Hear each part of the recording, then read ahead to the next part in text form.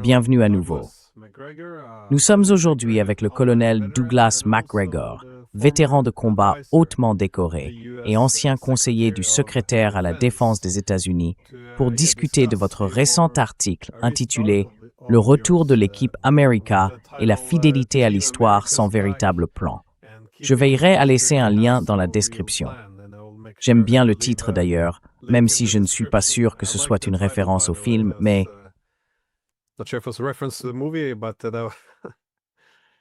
As-tu vu le film, celui avec les marionnettes? Oui, c'était en 2003 ou 2004, je crois. Oui, je pense que c'est une parfaite démonstration de ce qui se passe à Washington en ce moment. Que se passe-t-il à Washington ces temps-ci? Eh bien, il s'agissait bien sûr d'une référence à l'attaque contre le Venezuela. Mais je pense qu'il faut replacer cela dans un contexte plus large, en termes d'objectifs, de stratégie, et aussi, je suppose, de ce à quoi le succès ressemblerait réellement.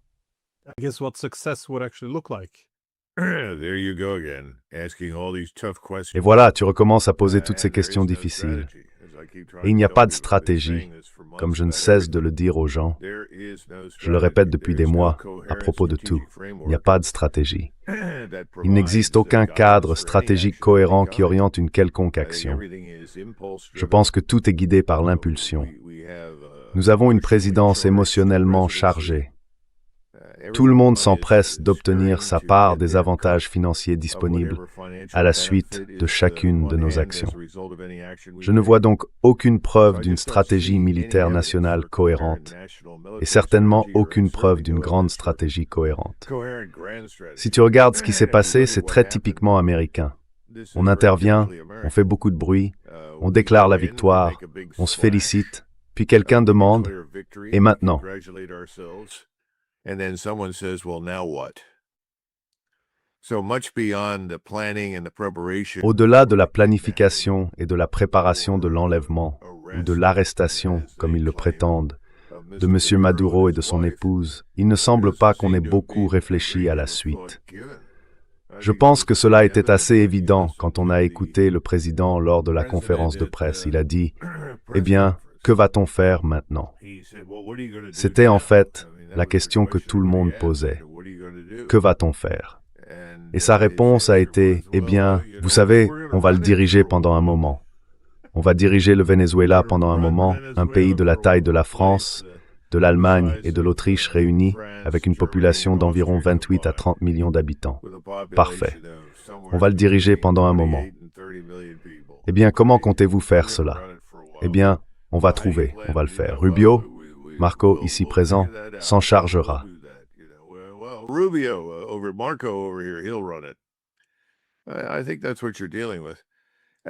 Je pense que c'est de cela qu'il s'agit. En ce qui concerne l'opération elle-même, d'après ce que j'ai pu apprendre au cours des derniers jours, en parlant avec des personnes ayant beaucoup d'expérience sur le terrain et un passé dans le renseignement, ce qui n'est pas mon cas, il semble que nous ayons dépensé énormément d'argent pour acheter le silence de tous ceux qui auraient pu interférer avec notre capture et l'arrestation de Maduro. Il semble maintenant que le garde du corps ou le détachement de sécurité cubain, quel qu'il ait été en grande partie éliminé. Comment cela s'est-il produit? Est-ce nous qui l'avons fait? Cela a-t-il été fait pour nous par des mercenaires ou d'autres entités?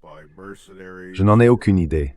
Mais je pense que nous avons tout fait pour éviter les pertes humaines. Et c'est là un autre aspect malheureux de la politique étrangère américaine actuelle. Et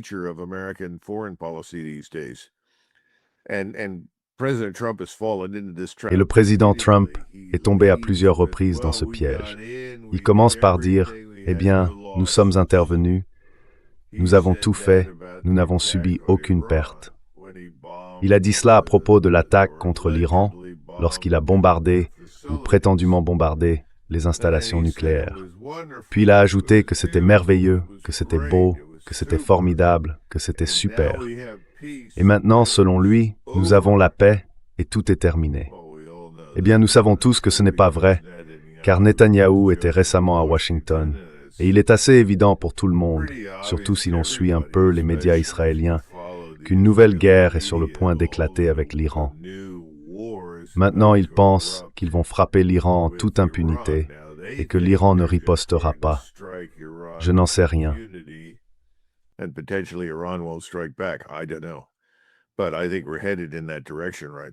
Mais je pense que nous allons dans cette direction en ce moment. Donc je pense que la vraie question pour le président Trump est la suivante. Il a dit la même chose. Nous sommes entrés, c'était merveilleux, c'était parfait, c'était magnifique. Personne, nous n'avons perdu personne. Eh bien, nous avons eu un avion qui a apparemment été gravement endommagé et a dû abandonner. Il n'a pas participé à la mission. Je suppose que c'était la batterie de défense aérienne vénézuélienne qui n'avait pas été avertie de se mettre en veille et de nous laisser passer. Et bien sûr, en même temps, nous voyons cette nouvelle vice-présidente qui est maintenant devenue présidente. Elle parle des deux côtés de la bouche. D'un côté, elle dit à tout le monde qu'ils vont travailler avec les Américains.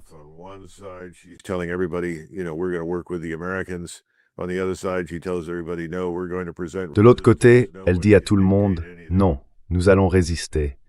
Personne ne peut rien nous dicter. En fin de compte, je ne pense pas qu'il y ait le moindre plan d'action. Et ma plus grande crainte, c'est que tout cela, si nous continuons sur la voie actuelle, une voie pleine d'incertitudes, va nous coûter énormément d'argent, comme toujours, chaque fois que nous avons envahi un pays. Nous passons plus de temps à reconstruire ces endroits et à tenter de rétablir un semblant d'ordre qu'à y entrer au départ. Donc nous verrons bien, mais pour l'instant, c'est ce que ça semble être, Glenn. C'est assez décevant.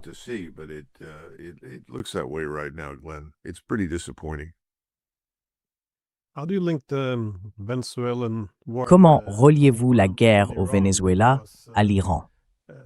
Eh bien, certains soutiennent que si les États-Unis parvenaient à prendre le contrôle du Venezuela et de son pétrole, ils pourraient se permettre une guerre contre l'Iran malgré les perturbations au Moyen-Orient. D'un autre côté, on voit des personnes comme Machado, qui a reçu le prix Nobel de la paix, déclarer que si les États-Unis aidaient à renverser Maduro, la première chose qu'elle ferait serait de déplacer l'ambassade du Venezuela de Tel Aviv à Jérusalem, reconnaissant ainsi cette dernière comme la nouvelle capitale. Pourquoi Israël est-il lié au Venezuela dans ce contexte? C'est un...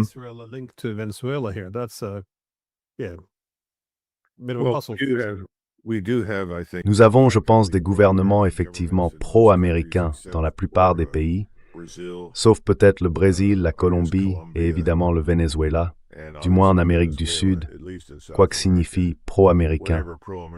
Je ne suis même pas sûr de ce que cela veut dire. Est-ce que cela signifie qu'ils nous sont subordonnés, qu'ils font des affaires avec nous d'une manière qui nous avantage? Je ne sais pas. Mais on parle de gouvernement pro-américain. En ce qui concerne l'Iran et le Venezuela, je pense qu'il y avait une volonté de punir d'une manière ou d'une autre le Venezuela pour sa position ou son attitude pro-palestinienne. Cela est clair. Mais il n'y avait pas, et il n'y a pas de camp d'entraînement pour le Hamas ou le Hezbollah dans le pays. C'est complètement absurde. On pourrait bien mieux défendre l'idée d'une présence du Hezbollah au Mexique.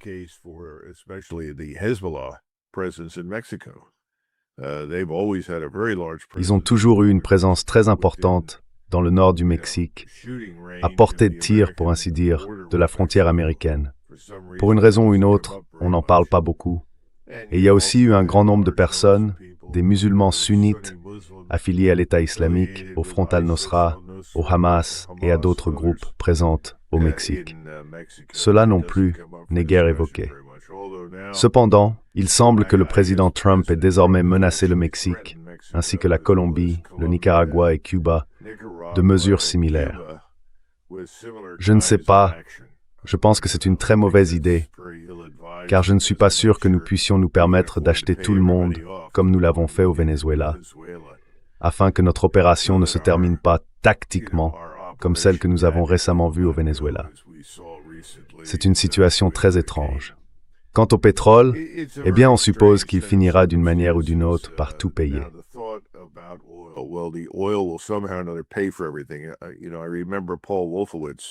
Je me souviens de Paul Wolfowitz lorsqu'il était secrétaire adjoint à la Défense, témoignant au Congrès et disant « Oh, l'Irak ne posera pas de problème. Le pétrole irakien paiera pour tout. » Eh bien, cela ne s'est jamais produit. Nous avons perdu des milliers de milliards de dollars dans cette entreprise. Le pétrole du Venezuela, d'après ce qu'on m'a dit, ressemble un peu à de la boue. Il est très épais et difficile à raffiner. Cela prend du temps. Il est très profond et difficile à extraire du sol. Il contient également une forte teneur en soufre. Amener le Venezuela à produire, disons 3 ou 4 millions de barils par jour, va coûter beaucoup d'argent et beaucoup de temps. Je ne pense pas que cela se fera très rapidement. Il est donc peu probable que le pétrole vénézuélien ait un grand impact sur le marché mondial. Et c'est un autre argument qui est avancé.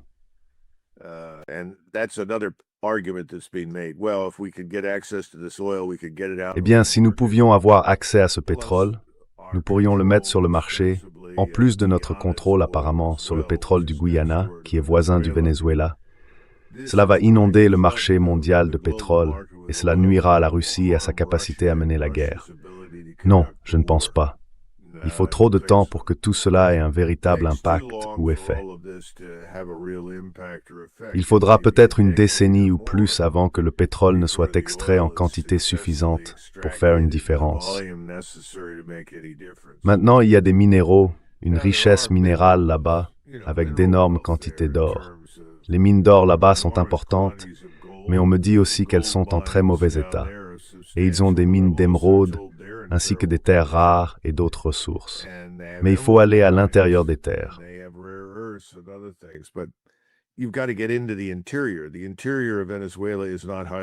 L'intérieur du Venezuela n'est pas très développé. Il ne dispose pas d'une infrastructure routière étendue. Donc même si l'on parvient à accéder à ces régions, il faut encore transporter les choses vers l'extérieur, et cela sera difficile.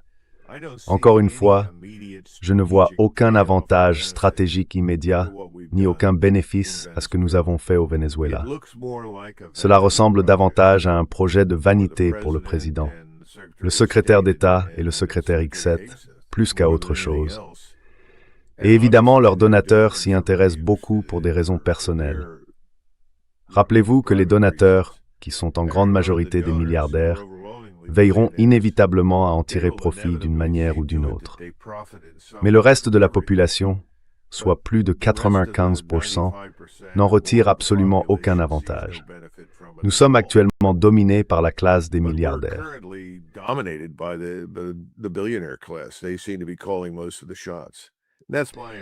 Il semble qu'ils prennent la plupart des décisions.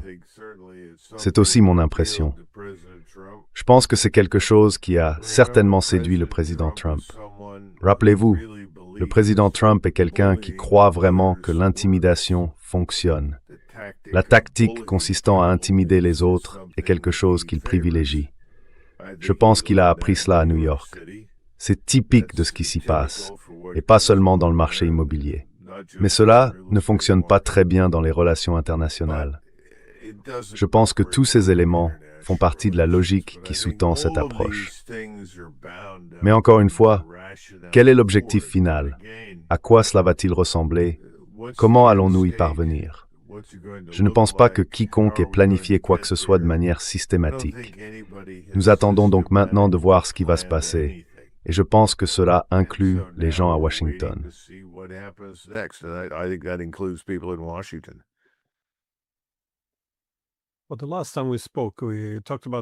Eh bien, la dernière fois que nous avons parlé, nous avons évoqué la nouvelle stratégie de sécurité nationale. Et vous aviez fait remarquer qu'il n'y avait pas vraiment de stratégie là-dedans non plus. Mais la référence aux Amériques signifiait plus ou moins que l'hémisphère occidental devait revenir sous le contrôle des États-Unis, étant donné qu'il existe désormais d'autres centres de pouvoir. Ainsi, nous ne pouvons pas nous permettre que les Chinois, par exemple, ou les Russes opèrent en Amérique latine. Et c'est quelque chose que l'on retrouve aussi dans la rhétorique à propos du Venezuela.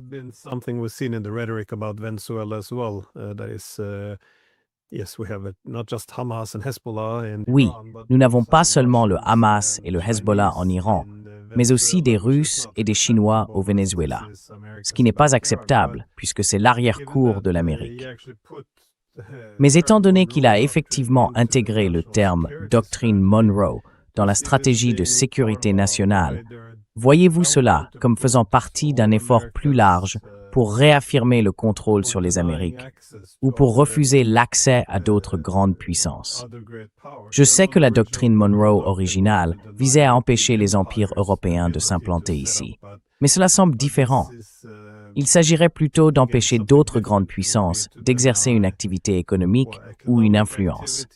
Comment évaluez-vous cela?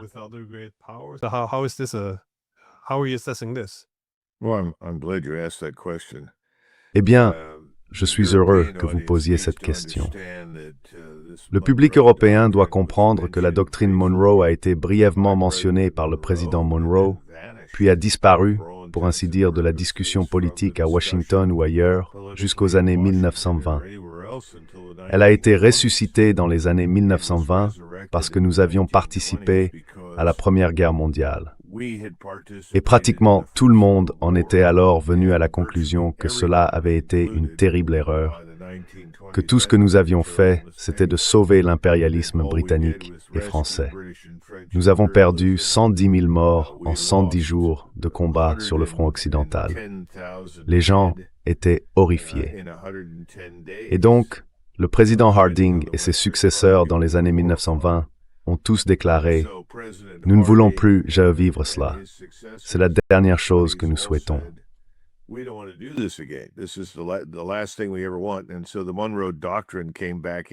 Ainsi, la doctrine Monroe est revenue à la mode, ou plutôt en usage à ce moment-là. Nous avons élaboré une stratégie appelée « défense hémisphérique », qui disait essentiellement « Nous allons défendre l'hémisphère contre tous ceux qui viennent de l'extérieur. Alors, ne nous défiez pas ici. » Cela dit, je ne pense pas que cela ait aujourd'hui la moindre signification. Je crois que c'est encore une sorte de mot d'ordre ressuscité pour convaincre les gens d'un problème qui n'en est pas vraiment un. Glenn, nous, en Amérique du Nord, nous, les États-Unis, avons dominé l'hémisphère occidental presque dès le moment où nous avons remporté la guerre de 1812. Une fois que les Britanniques se sont retirés, après avoir mené une autre guerre sans réelle stratégie, cela ne s'est pas très bien passé pour eux. Alors ils ont dit « Au diable tout ça » et se sont en grande partie retirés.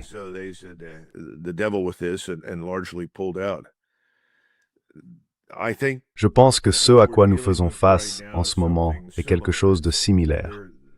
Quand nous en parlons, encore une fois, ça revient à la stratégie, il n'y a pas de stratégie. Maintenant, voulons-nous que les Chinois s'en aillent? Eh bien, c'est devenu très populaire.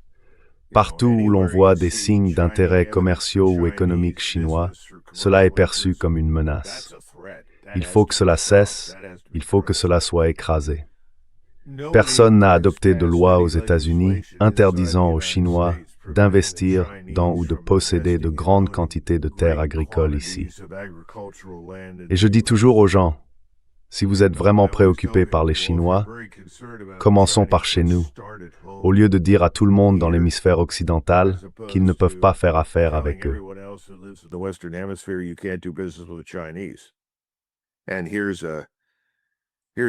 Et voici un message pour tout le monde. Les Chinois sont très présents dans toute l'Amérique du Sud. Les Chinois sont avant tout des hommes d'affaires. Ils sont là pour obtenir quelque chose. Ils veulent quelque chose, que ce soit du soja, qu'ils ont récemment réussi à se procurer dans des pays comme l'Argentine et le Brésil, ou qu'ils recherchent des richesses minérales, du pétrole ou autre chose. S'ils ne peuvent pas l'obtenir du Venezuela, ils ne vont pas faire la guerre, iront simplement ailleurs. Le monde est vaste. Les Chinois ne sont pas intéressés par le fait de se battre pour quoi que ce soit.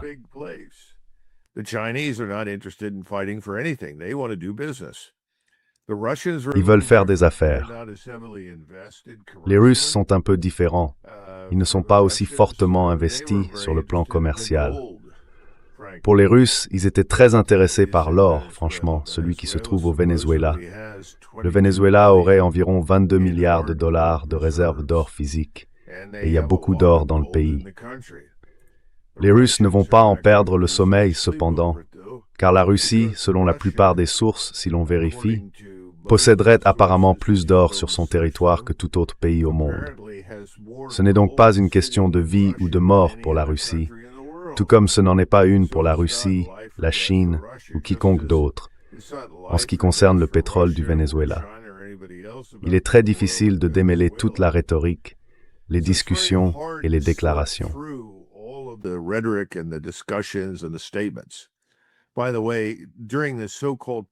Au fait, pendant la soi-disant période de la doctrine Monroe, il y avait plus de 30 000 soldats français au Mexique. Alors à qui veut-on faire croire quoi? Toute cette histoire de doctrine Monroe ne mérite pas qu'on y accorde une attention sérieuse. Mais les gens ne sont pas idiots. Les Chinois, les Russes, les Iraniens ou quiconque s'intéresse au Venezuela ne sont pas idiots. Ils ne vont pas nous défier dans le sud des Caraïbes, dans le bassin caribéen. Nous n'aurions jamais dû défier les Russes en Ukraine. C'était une idée stupide. Stratégiquement, à quel point peut-on être stupide?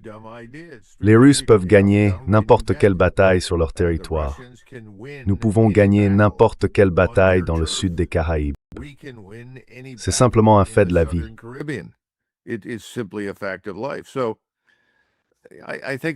Je pense que beaucoup de gens se laissent nourrir de ces clichés sur la démocratie, les droits de l'homme et la liberté. Nous avons tenu les mêmes discours à propos de l'Irak. Nous les avons répétés dans de nombreux endroits, à de nombreuses reprises. Tout cela est vide de sens.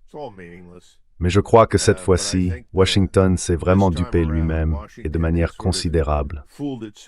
Nous ne tirerons pas grand profit à court terme de quoi que ce soit que nous ferons au Venezuela. Et je pense que la situation là-bas va évoluer très défavorablement pour nous.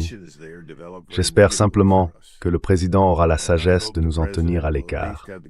Engager les 14, 15, 16 000 soldats stationnés à Porto Rico en ce moment serait une vraie folie.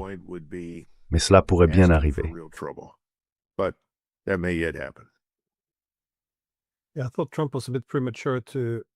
Oui, je pensais que Trump avait été un peu prématuré. Je veux dire, c'était un peu comme son moment mission accomplie à la Bush quand il a dit « Maintenant, nous allons diriger le Venezuela jusqu'à ce que nous trouvions un nouveau gouvernement. » Mais ils ne contrôlent pas encore réellement le Venezuela. Ils ont capturé Maduro et l'ont fait défiler menotté.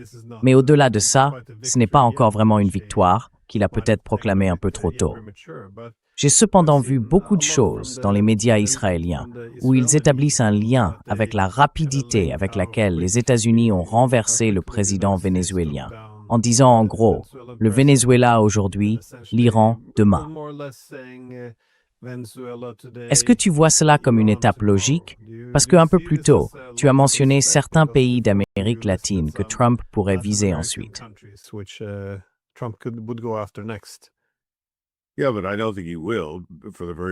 Oui, mais je ne pense pas qu'il le fera, pour les raisons mêmes dont nous parlons. On peut intervenir et écarter au départ les personnes clés que l'on veut, mais cela ne change pas fondamentalement la situation sur le terrain dans aucun de ces pays. Si l'on veut vraiment la changer, il faut aller sur le terrain. Nous étions au Vietnam, au plus fort du conflit, nous y sommes restés 10 ans, dont au moins 8 ans avec des troupes, et au sommet de la guerre, nous avions 550 000 hommes sur le terrain au Sud-Vietnam. Nous n'avons jamais complètement contrôlé le Vietnam. Si l'on regarde en Afrique du Nord, en Algérie, les Français ne contrôlaient que le territoire sur lequel ils pouvaient physiquement se tenir pendant un certain temps.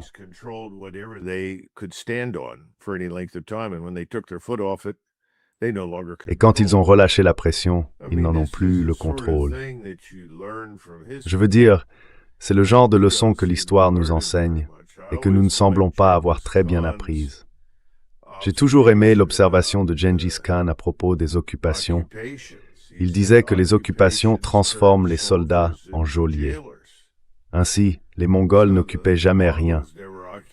Ils laissaient une petite force à l'intérieur du pays, près de la capitale, avec l'élite dirigeante, Et ces élites savaient qu'elles devaient payer un tribut et obéir aux ordres des Mongols, dans la mesure où cela concernait les intérêts mongols.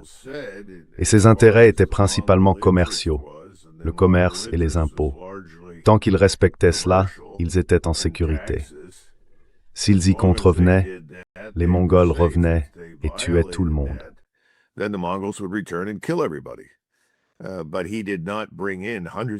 Mais il n'a pas fait venir des centaines de milliers de soldats mongols pour occuper quoi que ce soit, car c'était une perte de temps.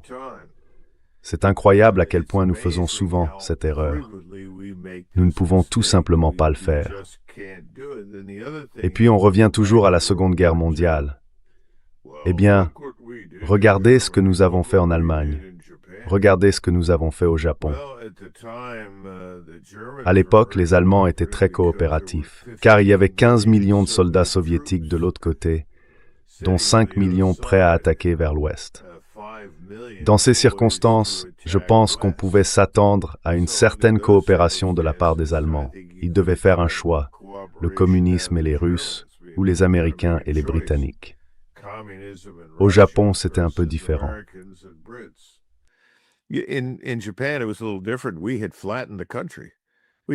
Nous avions aplati le pays.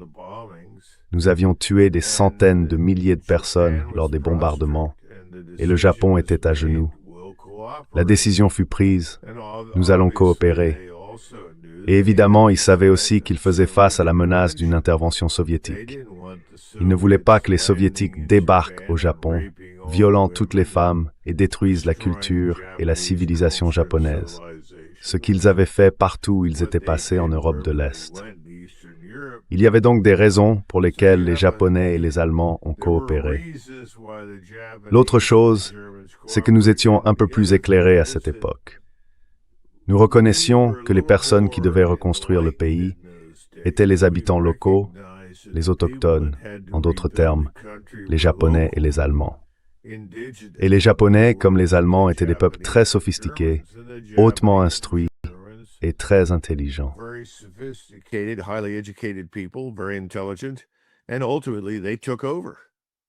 Et au final, ils ont pris le contrôle et reconstruit le pays.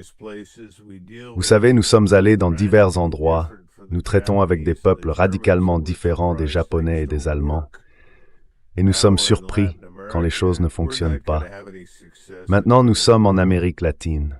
Nous n'aurons aucun succès au Venezuela. Personne là-bas ne veut de cela dans son pays. J'en suis tout à fait certain. Et vous savez, j'ai écouté le secrétaire d'État Rubio dimanche dire « Eh bien, nous voulons deux choses. Nous voulons le succès pour l'Amérique et nous voulons que le peuple vénézuélien réussisse, qu'il soit heureux. » Très bien, bonne chance avec ça. Personne ne veut d'une armée étrangère dans son pays, quelles que soient les circonstances. Donc nous en revenons au point de départ, Glenn. Quel est le plan? Et le plan n'existe pas. Et franchement, je ne sais pas ce qu'ils vont inventer.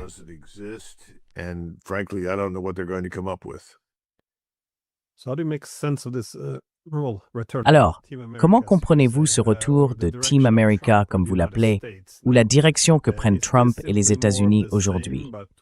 Est-ce simplement la même chose qu'avant, mais avec un nouveau vernis, abandonnant l'ancien déguisement libéral-démocratique pour une autre forme de légitimité ou de respectabilité? Ou voyez-vous ici quelque chose de très différent à l'œuvre? Beaucoup craignent que la puissance relative des États-Unis dans le monde soit en déclin.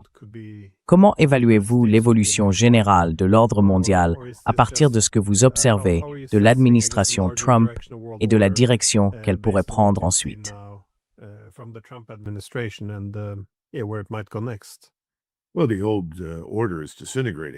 Eh bien, l'ancien ordre est en train de se désintégrer.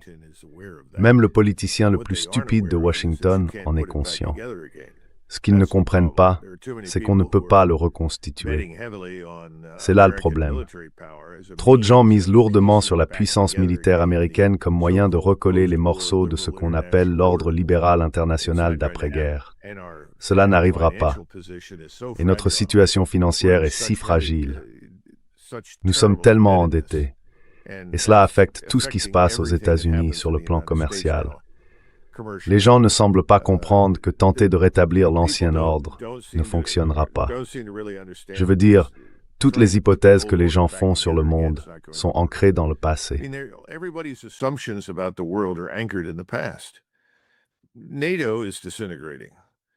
L'OTAN se désintègre. L'Union européenne se désintègre. Vous savez, tout le monde est en colère contre Orban. Eh bien, Orban ne fait qu'énoncer une réalité. Les intérêts qui soutenaient à la fois l'OTAN et l'UE ne s'appliquent plus. Les gens ont désormais des intérêts différents. Le monde a évolué, mais personne à Washington ne veut l'admettre. Ils croient tous que « Waouh, nous savons que cela sauvera l'OTAN ». Je pense qu'en grande partie, c'est ce qui se passe, pour répondre à votre question. Et ils pensent qu'en recourant à la puissance militaire, cela va fonctionner. Je veux dire, la raison pour laquelle j'aime Team America, c'est que lorsque j'écoute le secrétaire à la guerre Hegseth faire son petit discours à la fin de la discussion et dire « L'Amérique est de retour »,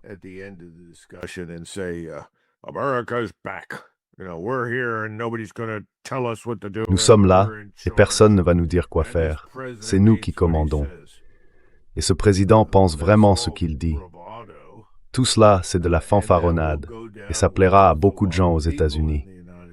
Ils diront « Je suis content qu'on soit dur avec ces Vénézuéliens.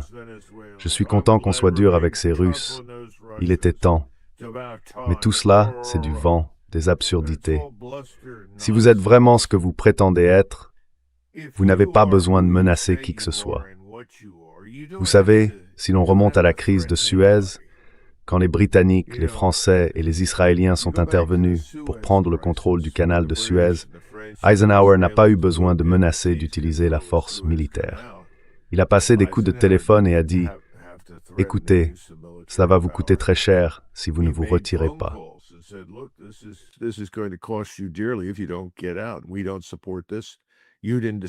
Nous ne soutenons pas cela. Vous n'en avez pas discuté avec nous.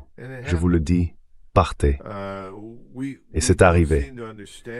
Nous ne semblons pas comprendre que l'usage le plus efficace de la force réside non pas dans son emploi, mais dans le fait de la posséder, et qu'elle soit crédible.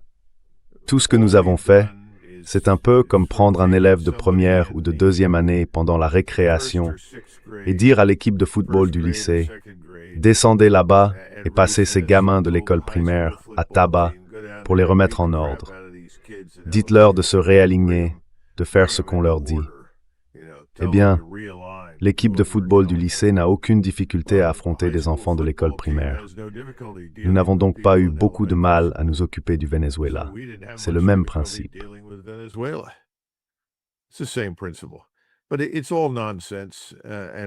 Mais tout cela n'a aucun sens. Et je pense que malheureusement, nous sommes engagés sur cette voie et que le président Trump en est devenu la victime. C'est comme je l'ai déjà dit, ma grande crainte, c'est que nous nous retrouvions dans une situation où nous intervenons, subissons des pertes et sommes clairement vaincus d'une manière évidente. Et tout le monde est choqué, parce que nous nous sommes habitués à écraser des adversaires faibles en subissant très peu de pertes. Voilà un premier problème.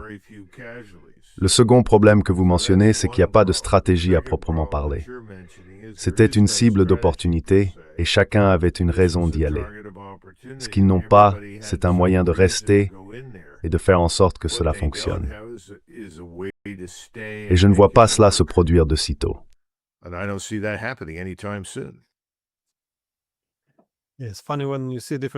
C'est amusant de voir différents dirigeants américains insister sans cesse sur le fait que nous n'avons jamais été aussi puissants. C'est un peu comme les dirigeants européens qui rappellent constamment à tout le monde les merveilleuses valeurs qu'ils défendent. Je veux dire, si vous devez le rappeler tout le temps, c'est qu'il y a probablement une certaine insécurité derrière cela.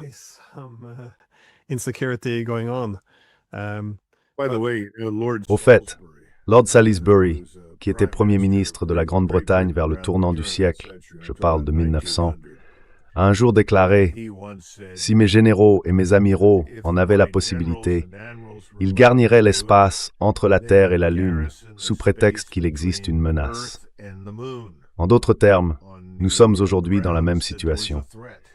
Et la vérité, c'est qu'en 1900, La Grande-Bretagne était plus en sécurité qu'elle ne l'avait jamais été dans toute son histoire. Il n'y avait aucune raison de dépenser aussi somptueusement pour l'armée. Nous sommes dans la même situation ici. Nos problèmes sont entièrement internes aux États-Unis et à nos frontières. Il n'y a aucune véritable raison pour que nous allions quelque part ou que nous fassions quoi que ce soit sur le plan militaire. Mais vous savez, ça fait partie du jeu. In Southériet en Berlaire compactada en non pur en prefazes de code. Late stage empire behavior. So back to your original question, are we in decline? Alors pour revenir à ta question initiale, sommes-nous en déclin? Je pense qu'il est assez clair que oui. Sommes-nous condamnés au cimetière? Sommes-nous finis en tant que grande puissance? Non, bien sûr que non. Mais il y a un manque de compréhension du fait qu'il existe des cycles. Si tu dépenses trop, si tu t'engages dans une surexpansion impériale, que ton économie en souffre et que tu la gères mal, tu vas décliner. Tu vas entrer dans une récession et c'est là que nous nous dirigeons. Cette récession est-elle permanente? Certainement pas. Allons-nous revenir? Bien sûr. Mais personne ne veut l'admettre à Washington. Alors nous dépensons de l'argent que nous n'avons pas. Nous imprimons de l'argent sans valeur. Nous dévalorisons la monnaie, aggravons la situation et augmentons le nombre de personnes dans le monde qui nous détestent inutilement.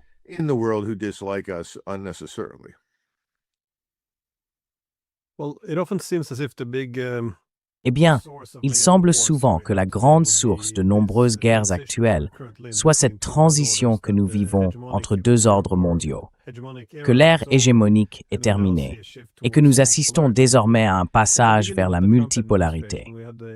Au début de l'administration Trump, nous avions eu un entretien avec Marco Rubio, qui soulignait que l'unipolarité n'était qu'une condition temporaire. Elle est maintenant révolue.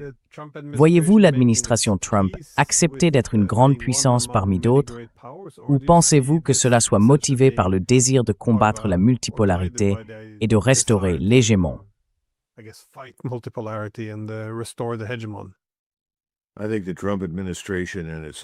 Je pense que l'administration Trump et sa direction comprennent l'inutilité d'entrer en guerre avec la Russie à propos de l'Ukraine.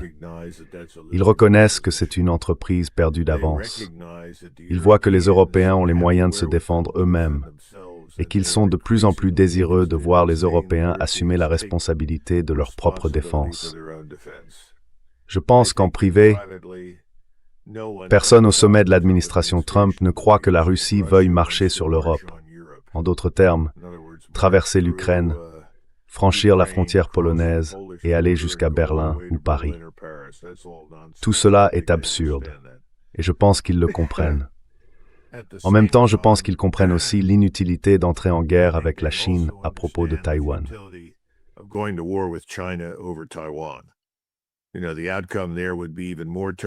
Vous savez, le résultat là-bas serait encore plus terrible que ce que nous avons vu en Ukraine. Je pense qu'ils le comprennent. Et Trump est suffisamment homme d'affaires pour savoir qu'il veut vraiment faire des affaires avec la Chine. Mais c'est impossible dans le monde d'aujourd'hui. La Chine produit, environ 50% du PIB mondial. Si on retire la Chine de l'équation, tout s'effondre immédiatement. Je pense que le président Trump le comprend. Alors la question est, que faire dans les deux points chauds restants? L'un est le Moyen-Orient et l'autre est le Venezuela, ou pour le moment le bassin des Caraïbes. Eh bien, nous avons pris des mesures dans le bassin des Caraïbes. Dans quel but? Cela reste incertain pour l'instant. Nous allons devoir attendre et voir quelles idées ils vont proposer.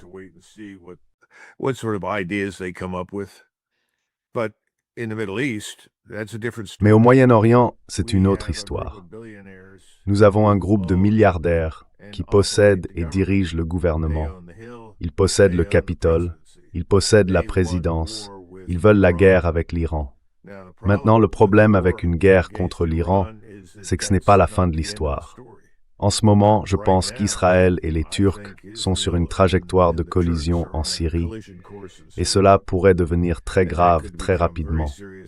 Je pense que c'est l'une des raisons dans l'esprit de Netanyahou pour lesquelles il veut éliminer l'Iran avant que l'Iran ne puisse devenir un facteur dans ce conflit. Nous sommes des pions, nous allons faire tout ce qu'il exige. le président Trump l'a très clairement indiqué, tout ce que Bibi veut, Bibi l'obtient.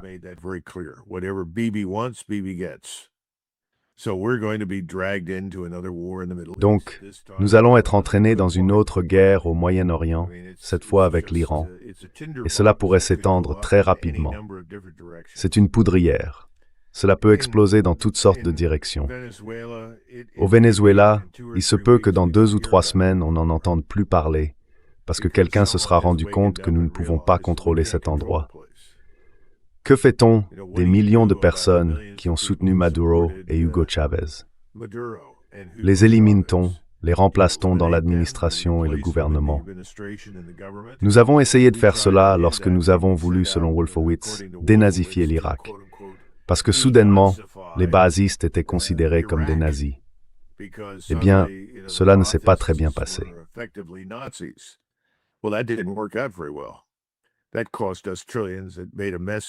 Cela nous a coûté des billions. Cela a semé le chaos au Moyen-Orient. On peut donc dire qu'Israël est aujourd'hui moins en sécurité qu'il ne l'a jamais été à cause de toutes les actions que nous avons entreprises et de celles que nous avons menées avec eux. Je pense que d'ici 2 ou 3 semaines, nous saurons. Si nous n'entendons pas beaucoup parler du Venezuela, alors nous n'irons pas au Venezuela. Et contrairement à ce qu'espère le secrétaire Rubio, il ne finira peut-être pas vice-roi de l'Amérique centrale. Car souvenez-vous, au fond de lui, ce qu'il veut avant tout, c'est en quelque sorte libérer Cuba. C'est son projet favori. Et si nous pouvons libérer Cuba, le Nicaragua et le Venezuela, alors nous pourrons libérer la Colombie. Fait intéressant, personne ne parle du Mexique, qui est pourtant la principale source de nos problèmes.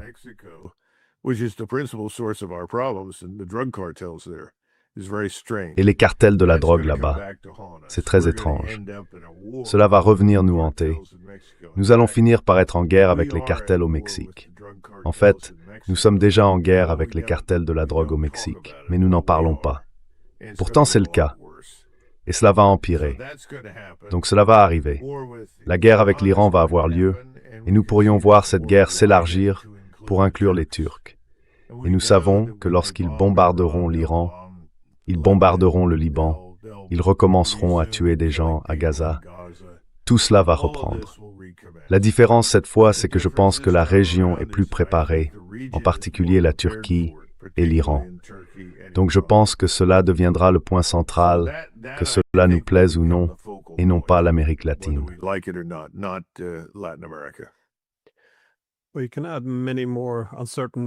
Nous pouvons toutefois ajouter ici de nombreuses autres variables incertaines. Tout d'abord, il y a d'autres grandes puissances, principalement la Chine et la Russie, qui ne veulent pas voir l'Iran échouer. Bien sûr, elles feraient davantage pour défendre l'Iran plutôt que de s'immiscer dans l'arrière-cour de l'Amérique au Venezuela. Mais les États-Unis pourraient aussi, avec les Européens, être confrontés à une grave crise économique dans un avenir proche. Voyez-vous la possibilité que ces éléments, disons, s'entrechoquent, se rejoignent?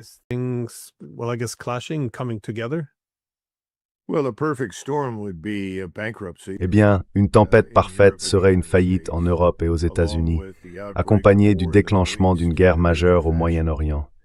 Ce serait la tempête parfaite pour nous. Cela détruirait tout. Et je pense que c'est ce que les mondialistes qui dominent la scène à Paris, Londres, Berlin et Varsovie ont en tête. Je ne peux pas prédire quand cette dissolution financière commencera. Je pense que la crise est déjà en cours. Je reçois sans cesse des messages d'amis liés à la Réserve fédérale, parlant de 31 milliards de dollars injectés discrètement dans le système bancaire pour maintenir les banques solvables et liquides via la fenêtre de pension.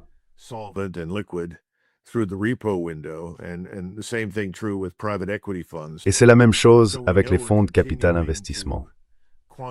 Nous savons que nous continuons à pratiquer l'assouplissement quantitatif, que nous l'admettions ou non. Cela se produit dans ces 2 domaines, les fonds de capital investissement, qui sont très vulnérables en ce moment, et le système bancaire.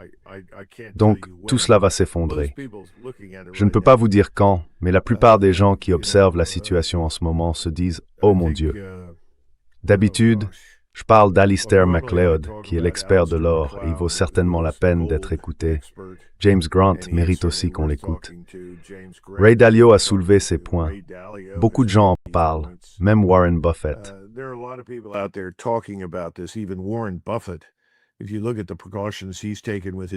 Si vous regardez les précautions qu'il a prises avec sa propre fortune, il n'a cessé d'avertir qu'une crise financière pire que celle de la Grande Dépression se profilait, et beaucoup prédisent que ce qui arrive sera encore plus grave. Donc, c'est là, d'accord? C'est en route. Personne ne peut dire si ce sera demain, la semaine prochaine ou le mois prochain, mais cela arrive. C'est donc un problème. Cela changera tout. Et en fait, en privé, plusieurs personnes qui ont observé notre comportement, disons-le, imprudent sur la scène mondiale, considèrent que ce sera peut-être ce qui sauvera les États-Unis d'eux-mêmes, la faillite.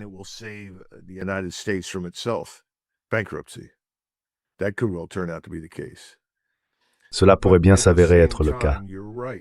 Mais en même temps, tu as raison. Les grandes puissances s'intéressent à ce qui se passe au Moyen-Orient. Elles s'y intéressent beaucoup.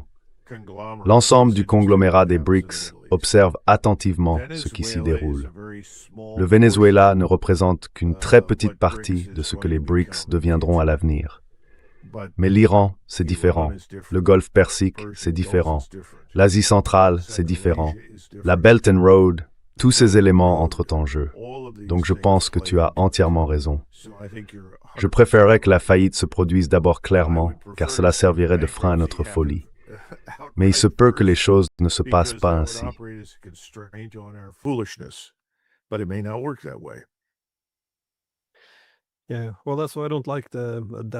Oui, eh bien, c'est pour ça que je n'aime pas l'idée de le Venezuela aujourd'hui et l'Iran demain. Parce que le Venezuela, c'est une sorte de micro-militarisme. C'est une cible facile, juste à la frontière des États-Unis, et personne n'interviendra. L'Iran, en revanche, est une grande puissance militaire, avec des liens étroits avec d'autres grandes puissances de la région prêtes à agir. Il y a toujours un problème avec une mission militaire trop réussie. Elle a tendance à emmardir. Et oui, ça devient aussi un problème.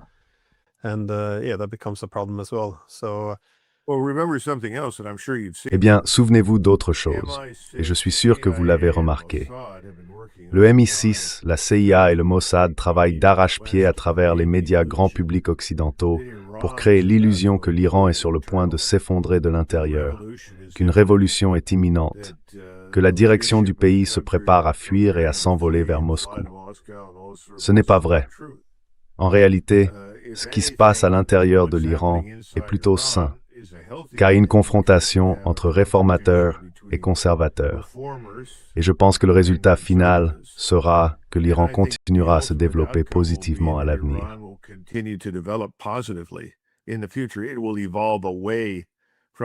Elle va s'éloigner de l'État fondé il y a 40 ans. Ce processus est déjà en cours et il ne fera que se poursuivre. Mais l'Iran lui-même est uni sur le plan national contre l'ennemi extérieur, à savoir Israël et les États-Unis.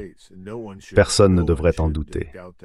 J'espère donc que si votre public en Europe reçoit les mêmes absurdités que nous dans les médias, il comprendra cela. L'Iran, comme vous le dites, ne sera pas une proie facile. Et ma grande crainte est que, dans une situation où Israël se sentirait frustré, il en vienne à envisager l'usage d'une arme nucléaire. J'espère que non.